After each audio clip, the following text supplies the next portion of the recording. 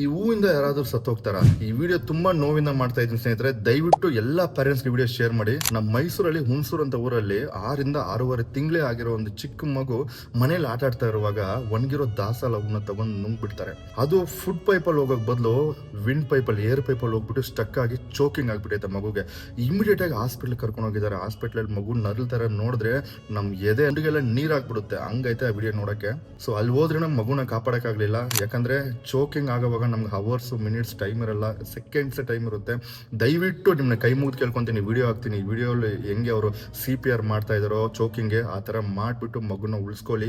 ಎಲ್ಲರಿಗೂ ವಿಡಿಯೋನ ಶೇರ್ ಮಾಡಿ. ಆ್ಯಂಡ್ ನಿಮ್ಮ ಮನೇಲಿ ಚಿಕ್ಕ ಮಕ್ಕಳಿದ್ರೆ 1 ರಿಂದ 1.5 ವರ್ಷ ಗಂಟ ಅವ್ರನ್ನ ಕಣ್ಣಲ್ಲಿ ಕಣ್ಣಿಟ್ಟು ನೋಡ್ಕೊಳ್ಳಿ. ಎಲ್ಲಿ ಬೇರೆಯವ್ರ ಹತ್ರ ಬಿಡಕ್ಕೆ ಹೋಗ್ಬೇಡಿ. ಅವ್ರ ಮುಂದೆ ಚಿಕ್ಕ ಐಟಮ್, ಸಣ್ಣ ಐಟಮ್ ಯಾವುದು ಇಡಕ್ಕೆ ಹೋಗ್ಬೇಡಿ. ಯಾಕಂದ್ರೆ ಮಕ್ಕಳಿಗೆ ಗೊತ್ತಾಗಲ್ಲ, ಎತ್ತಿ ಹಾಕೊಂಡ್ಬಿಡ್ತಾರೆ. ಏನು ಹಾಕೊಂಡ್ರಂತ ನೀವು ಯೋಚನೆ ಮಾಡೋಷ್ಟೆಲ್ಲಿಗೆ ಅಲ್ಲಿ ಜೀವ ಹೋಗ್ಬಿಟ್ಟಿರುತ್ತೆ. ಸೊ ದಯವಿಟ್ಟು ಈ ವಿಡಿಯೋನ ಎಲ್ಲರಿಗೂ ಶೇರ್ ಮಾಡಿ. ಯಾಕಂದರೆ ನನಗೆ ಆ ವಿಡಿಯೋ ನೋಡಿ ತುಂಬಾ ನೋವಾಯಿತು ನನಗೆ. ಯಾಕಂದರೆ ನನಗೂ ಮಗ ಇದ್ದಾನೆ, ಅದಕ್ಕೆ ಈ ವಿಡಿಯೋ ಶೇರ್ ಮಾಡ್ತಾ ಇದ್ದೀನಿ.